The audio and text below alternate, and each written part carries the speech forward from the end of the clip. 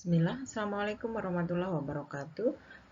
Ketemu lagi dengan pertemuan keempat ya, maaf ya ini typo tentang pertanian berkelanjutan. Pada kesempatan topik kali ini kita mengulas tentang bagaimana sistem pertanian yang berlaku di tataran praktis ya, di level farmingnya yang dilakukan oleh para pelaku sektor pertanian. Di sini kita akan mengulas apa itu pertanian dalam konteks konvensional, kemudian seperti apa pertanian berkelanjutan, di dalamnya ada sistem pertanian organik dan ada pertanian sehat. Ya. Di Indonesia, pertanian konvensional itu digambarkan sebagaimana aktivitas business as usual. Jadi ya produksi pertanian, farming semata-mata ya, menggunakan alokasi input untuk menghasilkan produk pertanian gitu ya, tanpa memperhatikan hal-hal yang terkait untuk menjaga kelestarian daya dukung lahan dan air ya, pun termasuk untuk peningkatan produktivitas optimumnya. Nah, di sini akan ada question mark ya, apakah dari aktivitas sistem pertanian konvensional, organik, pertanian berlanjut dan pertanian sehat itu termasuk kategori produksi bersih ya, produksi yang menjaga carrying capacity dari environmental ya, dari lingkungan, menjaga daya dukung lahan dan air ya, mengurangi emisi karbon dan menjaga biodiversitas gitu ya. Nah, apakah sistem pertanian berlaku untuk tujuan cleaner production gitu ya. Nah, itu yang menjadi question mark untuk sistem pertanian di Indonesia. Dan ini tugas kita untuk menelusur apa yang terjadi di sistem pertanian yang diterapkan dan berlaku di Indonesia. Nah, kita ulas pertama terkait dengan pertanian yang berlangsung as usual, as business as usual ya, sebagaimana produksi farming modern ya. Utamanya di sini berorientasi pada industri. Ini Anda lihat ada penanaman pola monokultur ya, menggunakan mekanisasi ya, peralatan-peralatan pertanian ini. Kemudian dikelola dengan korporasi ya, penggunaan bibit-bibit hibrid yang cepat, yang produktivitasnya tinggi, penggunaan pupuk kimia dosis tinggi, kemudian pengendalian organisme pengganggunya menggunakan herbisida dan insektisida. Nah, penggunaan alat pertaniannya ini untuk olah lahan intensif. Minggu lalu kita sudah mengulas terkait dengan nilai atau pengukuran indeks intensifikasi penggunaan lahan ya. Jadi ini memang menjadi salah satu ciri pertanian yang konvensional modern ya, yang untuk landasannya semata-mata profit maximization gitu. Nah, pada kondisi ini lahan akan istilahnya apa ya, exhausted, kehausan, tereksplorasi luar biasa karena terjadi pengurasan unsur hara ya, sehingga berbagai unsur stakeholder pertanian mulai concern untuk mengembangkan organic farming ya. Ini Anda bisa klik salah satu website tentang yang concern mengembangkan pertanian organik ya, atra.ncat.org ya. Dia menyebut bahwa organic farming itu adalah an ecological production management. Jadi manajemen produksi yang sangat terkait dengan lingkungan ya, yang memperhatikan sekali upaya untuk mempertahankan dan meningkatkan sistem daya dukung ekologi dalam aktivitas produksi pertanian ya. Jadi di sini akan concern mempertahankan biodiversitas ya, mempertahankan siklus biologi dan lahan ya, jadi retensi tanah ya, siklus-siklus hayati dalam biota tanah ya. Kemudian juga memperhatikan aspek biological activity ya, yang sangat tergantung dengan berbagai hal yang memperhatikan daya dukung biologis dan hayati dari seluruh komponen elemen unsur lingkungan ya. Kemudian meminimalkan penggunaan tool and equipment ya, utamanya adalah alat-alat berat yang bisa membuat struktur tanah tereduksi ya. Penggunaan mesin pertanian untuk olah tanah, kemudian untuk harvesting panen, untuk planting dan sebagainya yang memberikan dampak kepada tekanan cekaman lingkungan bagi lahan dan air ya. Kemudian kita memperhatikan aspek pengelolaan untuk restore ya, perbaikan ya. Jadi ada upaya-upaya secara masif dan strategis untuk memastikan pengembalian unsur hara yang terangkut oleh biomasa hasil panen ya. Jadi misalnya dengan composting, pupuk organik, mengembalikan kembali unsur-unsur hara yang terbawa oleh hasil panen ya. Kemudian juga mengelola maintenance peningkatan layanan ekologi atau memperhitungkan aspek-aspek yang mendukung daya dukung lahan terjaga ya. Nah, kemudian yang terakhir yang tidak kalah penting adalah memastikan terjadi harmonisasi antara pelaku ekonomi, pelaku pertanian, lingkungan, dan untuk memberikan kemanfaatan seluasnya bagi seluruh elemen sosial yang terkait di dalamnya. Ya, jadi ini juga memperhatikan untuk aspek keadilan dan welfare ya. Fairness and welfare. Nah, jadi yang namanya pertanian organik ini beberapa terminologi menyebut adalah budidaya pertanian yang mengandalkan bahan alami tanpa menggunakan bahan kimia sintetis ya, apapun baik pupuk kimia maupun pengendali organisme pengganggu ya, seperti pestisida, herbisida, fungisida dan sebagainya yang menggunakan senyawa kimia organik ya. Nah, tujuannya untuk menyediakan produk-produk pertanian, terutama bahan pangan yang aman bagi kesehatan produsen dan konsumennya, serta tidak merusak lingkungan ya. Itu tujuan dari pertanian organik. Apakah pertanian organik adalah pertanian sehat? Ini ada beberapa terminologi question trigger ya, pertanyaan yang menggelitik Anda sebagai bagian dari stakeholder pertanian. Atau apakah pertanian organik itu berkelanjutan? Apakah pertanian yang sehat berkelanjutan? Apakah pertanian berkelanjutan adalah organik dan sehat? Nah, ini seperti telur dan ayam ya. Mana dulu Anda bisa nanti urai jawabannya ya di penugasan. Nah, ini sebagai contoh ilustrasi di Gambia, saya ambil dari PPT-nya Ibu Kurniatun, Hariah Kurniatun ya, yang menggunakan pupuk kandang ya, gardening on garbage yang pada perkebunan garbage itu penggunaan pupuk garbage itu sampah ya. Jadi menggunakan bahan-bahan organik dari sisa sampah, apakah itu peluang atau itu tantangan ya? Karena fakta menunjukkan bahwa bahan organik, bahan kimia organik yang terbawa dalam composting itu ternyata masih ditemukan ada unsur-unsur logam berbahayanya ya. Walaupun ini situasi tahun 94, nanti mungkin Anda bisa telusur hasil-hasil pertanian, hasil-hasil penelitian terkait pertanian organik yang terbaru ya. Nah, ini menunjukkan bahwa ada beberapa kontaminan yang terbawa dari hasil composting yang digunakan untuk pertanian organik. Jadi, organik apakah sehat?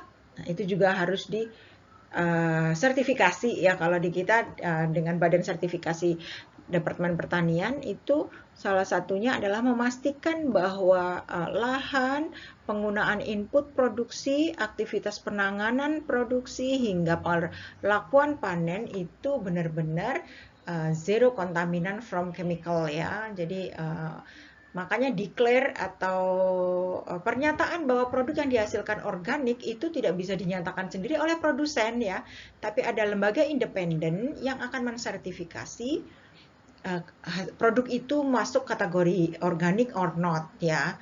Nah, tentu ini memang membebani produsen ya, karena biaya sertifikasi organiknya dibebankan pada produsen.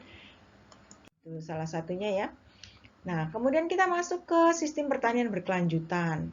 Jadi, a sustainable land management system is one that does not degrade the soil or significantly contaminate the environment, while providing necessary support to human life. Jadi segala aktivitas sistem pertanian itu adalah segala upaya pengelolaan sistem budidaya yang tidak mendegradasi atau menurunkan fungsi daya dukung lahan dan tidak mencemari lingkungan, ya. Nah, jadi segala upaya yang tidak mereduksi atau menurunkan kualitas lahan atau secara signifikan mencemari lingkungan pada saat memproduksi hasil pangan maupun segala hal yang terkait dengan kehidupan manusia itulah landasan basic pertanian berkelanjutan, ya. Nah, dalam pertanian berkelanjutan, kita memperhitungkan 3 pilar tercapainya indikator pemenuhan lingkungan, ekonomi, dan sosial, ya. Jadi, pertanian berlanjut itu adalah memenuhi aspek sosial, lingkungan, dan ekonomi. Utamanya motif dari produsen itu adalah trigger aspek ekonomi, ya. Jadi secara ekonomi profitable, efisien, ya, kemudian bisa berkelanjutan bisnisnya, punya pasar, ya, melandaskan pada kepuasan konsumen, ya. Ini adalah landasan awal yang setiap pilihan bisnis itu triggernya itu adalah motivasi ekonomi. Ya, walaupun sebagai pelaku ekonomi, motif ekonomi tanpa memperhitungkan aspek lingkungan itu juga akan membahayakan. Oleh karena itu, sustainable agriculture itu memperhitungkan daya dukung lingkungan, menjaga keberlanjutan air, biodiversitas, menekan emisi karbon, menyediakan atau memelihara, menjaga fungsi regulasi siklus hidrologi, retensi tanah, kemudian juga termasuk sistem keberlanjutan ekosistem, ya. Secara sosial itu meminimalkan konflik sosial melalui koordinasi antar lembaga dan mengembangkan berbagai kearifan lokal untuk memastikan kepentingan ekonomi match dengan lingkungan, ya. Tentu bonding. Jadi ikatan diagram Venn pertanian berkelanjutan ini hanya mungkin kalau bonding itu diikat dengan kekuatan modal sosial, ya. Untuk memastikan aktivitas ekonomi menjaga lingkungan tetap lestari. Nah, nanti Anda diminta menelusur apakah aktivitas pertanian di level petani jangkauannya sampai mana untuk memenuhi skup pertanian berlanjut. Ya, karena ini pendekatan sistem, maka pada skala makro itu berhubungan dengan manfaat biodiversitas tanaman, ya. Anda tahu bahwa tanaman memiliki kunci penting untuk aktivitas produksi, mulai dari polinasi untuk penyerbukan pembungaan untuk hasil, pengelolaan gulma, pengendalian hama atau organisme pengganggu, hingga siklus hidrologi dan emisi karbon. Nah, pertanian yang sehat dan ramah lingkungan dapat dilakukan melalui optimasi faktor biotik dan abiotik dalam agrosistem, ya. Nah, pengembangan rencana konservasi lingkungan melalui pendekatan spasial dan berbasis pada pengetahuan lokal dan kebiasaan serta adat istiadat masyarakat yang ada pun termasuk memperhitungkan kebutuhan pasar, itu perlu dukungan kebijakan pemerintah yang jelas. Jadi pertanian berkelanjutan tata kelolanya membutuhkan dukungan kebijakan pemerintah. Oke, kemudian kita lihat tadi lompat, ya. Mungkin kita bisa langsung contoh perbedaan kajian di berbagai tingkat kompleksitas, ya, untuk air, pertanian gitu ya, sistem secara makro atau meso di seluruh pulau efeknya apa, dan di tataran mikro apa efeknya. Misalnya untuk air itu secara makro, kekeringan, sumber daya air menurun, risiko banjir, analisis permukaan air, aliran permukaan, ya. Analisis air permukaan. Kemudian yang tataran mikro itu ketersediaan air, erosi, banjir, longsor, risiko kekeringan, termasuk di dalamnya analisis hidrologi. Ya, pada tingkat mikro untuk pertanian itu risiko serangan hama dan gagal panen atau ledakan hama menyebabkan penurunan produksi. Ya. Secara makro ada yield failure atau kegagalan panen, ya. Nah, ini adalah layanan fungsi ekosistem. Ekosistem itu memberikan layanan jasa biodiversitas melalui keragaman biodiversitas spesies, kelimpahan relatif, dan komposisi dan interaksi dari biota maupun abiotanya ya. Nah, ini memberikan layanan lingkungan yang meliputi dari aspek kehidupan, ketersediaan pangan, serat, bahan bakar, sumber genetik, biokimia, air bersih, dan lain sebagainya yang disiapkan oleh keberadaan lingkungan untuk kehidupan manusia ya. Jadi ini aspek penyediaan atau sering disebut sebagai aspek penyedia provider ya. Jadi istilahnya layanan jasa penyediaan dari lingkungan. Kemudian layanan budaya ini ya, spiritual, rekreasi, estetika, inspirasi dan pendidikan. Kita bisa menikmati misalnya bagaimana amenity atau keindahan dari landscape nature landscaping ya, bagaimana pemandangan, sistem budidaya menggunakan sistem irigasi subak atau lahan-lahan di hutan konservasi ya, ada perlindungan flora fauna di cagar budaya ya, cagar alam ya, kita bisa melihat bagaimana fauna-fauna yang langka dijaga sedemikian rupa supaya kita bisa memperoleh aspek-aspek estetika, rekreasi, inspirasi, dan dunia pendidikan plasma nutfah ya. Indonesia dengan kelimpahan plasma nutfah spesies-spesies langka dari flora fauna yang memiliki kekhasan karena Indonesia sebagai wilayah hujan hutan tropis ya. Nah, itu menjadi layanan culture budaya ya. Kemudian layanan penunjang ini adalah untuk mulai pembentukan siklus tanah, siklus hara, produksi primer ya. Nah, yang fungsi regulasi itu pengaturan regulasi iklim, iklim mikro, iklim makro ya. Global climate changing itu terpengaruh dari situasi perubahan lingkungan iklim ya. Kemudian ada regulasi populasi, hama dan penyakit, regulasi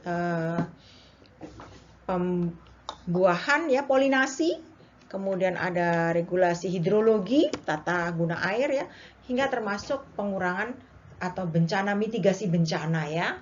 Nah, ini semua adalah keterkaitan nih. Bagaimana global climate changing itu merubah kondisi diversitas dan fungsi ekosistem. Nah, ini tentu akan punya implikasi terhadap kesejahteraan masyarakat. Tadi fungsi penyediaan kehidupan ini contohnya sejauh mana mampu providing menyediakan pangan dan pakan yang memenuhi aspek kesehatan, ketahanan pangan, dan juga hubungan sosial yang terjamin. Termasuk kebebasan para rumah tangga pertanian melakukan pengelolaan lahannya. Nah, ini adalah bagaimana diagram Venn untuk mencapai keberhasilan pertanian sehat. Anda lihat pertanian sehat itu menjaga meningkatkan produktivitas lahan ya, struktur tanah dan aktivitas biologinya terjamin, keseimbangan hara terjaga, perlindungan terhadap hama, penyakit dan gulmanya secara prinsip-prinsip berkelanjutan, tidak mereduksi biodiversitas karena penggunaan bahan kimia berbahaya ya, kemudian mempertahankan biota penting ya. Nah, ini nanti akan secara ekonomi layak memungkinkan adanya perubahan penggunaan teknologi, misalnya bibit unggul atau teknologi budidaya, pola tanam atau aturan penanaman ya, pemupukan dan lain sebagainya itu memungkinkan peningkatan produktivitas ya. Nah, kemudian di sisi lain ada upaya menjaga kualitas air ya, kualitas udara, kemudian biodiversitas hingga kualitas produk yang memenuhi harapan konsumen ya. Pada situasi tidak ada konflik, aturan kebijakan jelas ya, maka jaminan pertanian sehat itu akan memenuhi kepuasan pelanggan ya. Ini konsep pertanian sehat ya. Nah, di sini kita bisa lihat piramida terbalik ya. Jadi lingkup paling luas itu adalah pertanian berkelanjutan. Jadi pertanian organik pasti ramah lingkungan, tapi belum tentu berkelanjutan dan sehat. Pertanian berlanjut tidak selalu organik, tetapi belum tentu sehat. Pertanian sehat walaupun tidak organik, pasti berlanjut. Ya, nanti Anda cerna kembali terminologi pertanian organik, pertanian sehat, dan pertanian berkelanjutan.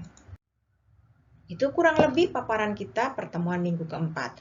Untuk penugasan, sama seperti pertemuan di minggu ketiga, saya minta Anda menelusur paper-paper terkait topik pertanian organik, pertanian sehat, dan pertanian berkelanjutan. Masing-masing mahasiswa mengumpulkan 3 judul, kemudian memetakannya dalam tabel, ya.